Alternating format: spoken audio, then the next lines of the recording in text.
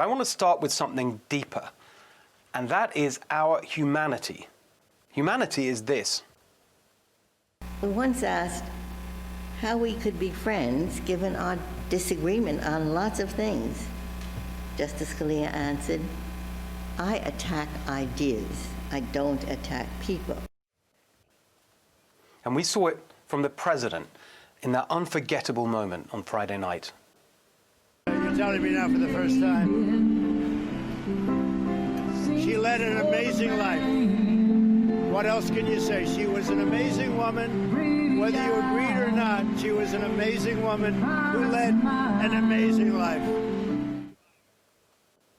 But I'm really worried that we're losing our humanity. This was the reaction from a former CNN host. We're going to burn this effing thing down. This from a columnist at the New York Times. People gotta take to the streets en masse. Just in case you thought he was talking about peaceful protests, this Washington Post writer clarified, there will be riots. More, bigger riots.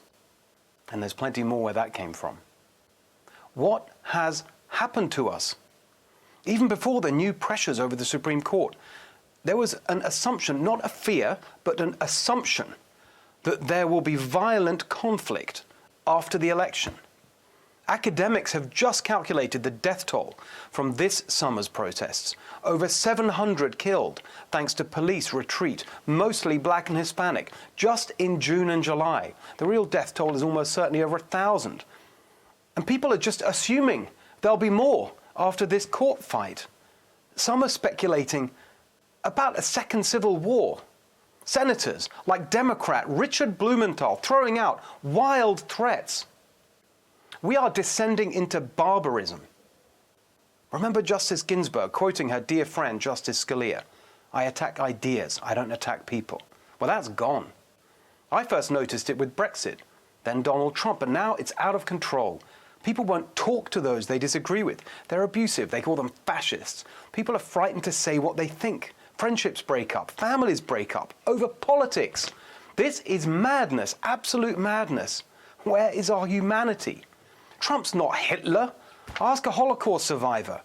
I say to my friends on the left who are driving this rage, renewed this weekend. Trump is ending wars and bringing peace. Wasn't George W. Bush 1,000 times worse, lying to get us in a war that killed millions?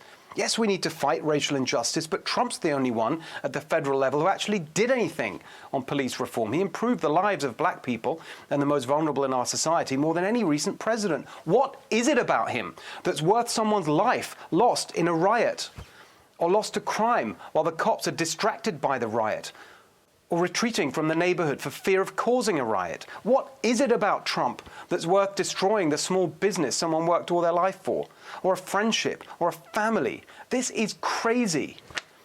I know multiple people who agree with Trump on the issues. They know he'd be better for the country, but they want Biden to win because they're frightened of the violence if he doesn't. The left say Trump is a threat to democracy, but isn't that the death of democracy right there, when the fear of political violence stops people voting?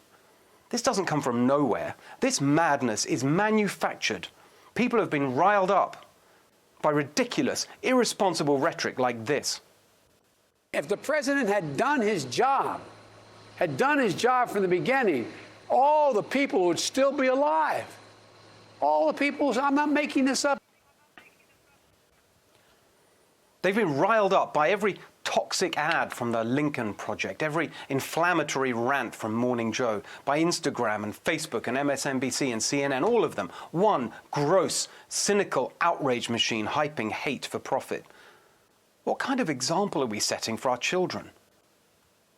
Dial it down, calm it down, back it up. All of us. I say it to my friends and colleagues at this network too. Everyone with a public platform has a responsibility right now to lower the temperature, not raise it.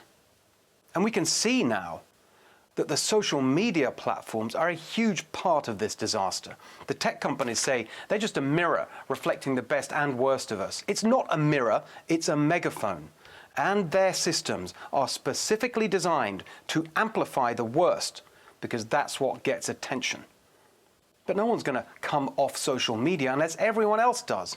So if you really care about protecting democracy, Mark Zuckerberg and Jack Dorsey and all the rest, turn off your platforms until the next president is inaugurated.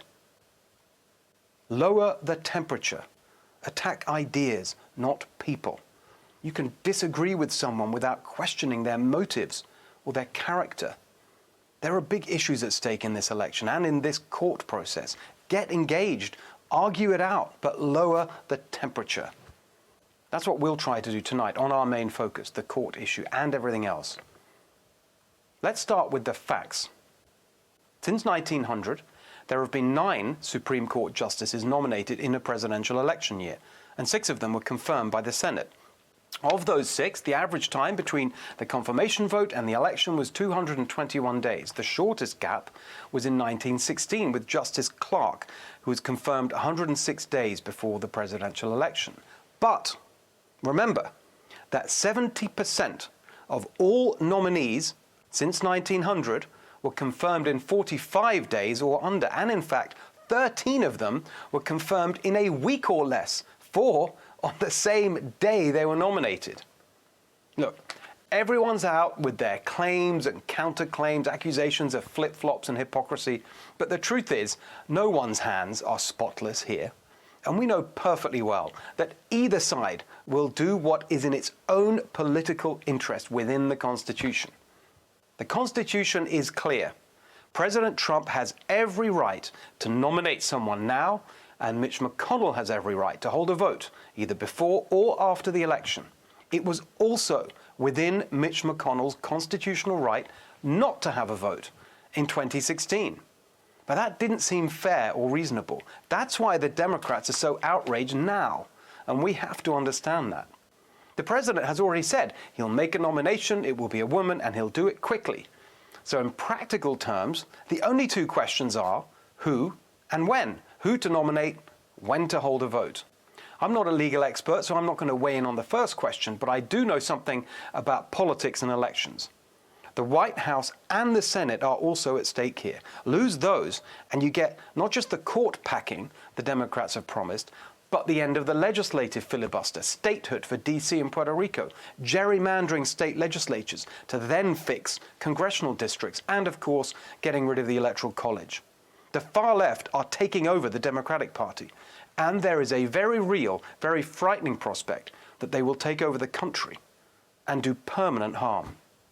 When it comes to the court, the best chance of preventing that is for the president to nominate someone, for confirmation hearings to start as soon as possible, but for the vote to happen after the election and after we push Joe Biden to tell us who he would nominate to fill the vacant seat. But please, let's debate this in a respectful, above all peaceful manner. Lower the temperature.